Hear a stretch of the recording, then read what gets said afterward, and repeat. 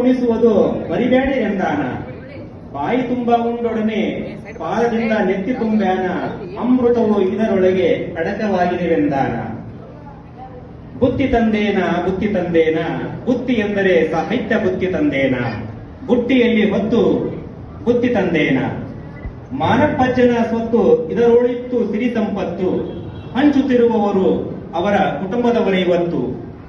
ಅನುಭವ ರಸಾಯನದ ಸ್ವಾದ ಸವಿಯುತ್ತ ಜ್ಞಾನಾಮೃತ ಸೇವಿಸಿ ತಲೆಬಾಗಿ ಕೈ ಜೋಡಿಸುತ್ತ.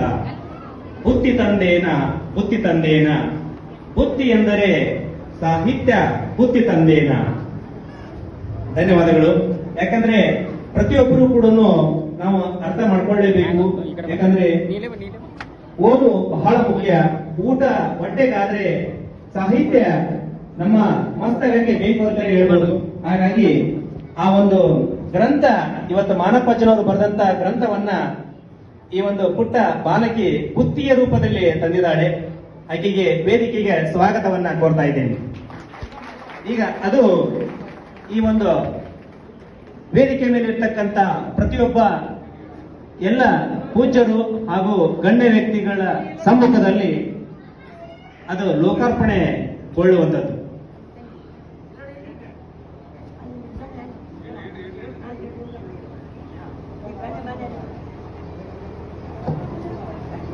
ವೇದಿಕೆ ಮೇಲೆ ಇರ್ತಕ್ಕಂಥ ಪೂಜ್ಯರು ಹಾಗೂ ಗಣ್ಯಮಾನ್ಯರಿಂದ ಆ ಒಂದು ಬುತ್ತಿಯ ಗ್ರಂಥವನ್ನ ಲೋಕಾರ್ಪಣೆಗೊಳಿಸಬೇಕು ಅಂತ ಹೇಳಿ ತಮ್ಮಲ್ಲಿ ವಿನಂತಿಸುತ್ತಿದ್ದೆ.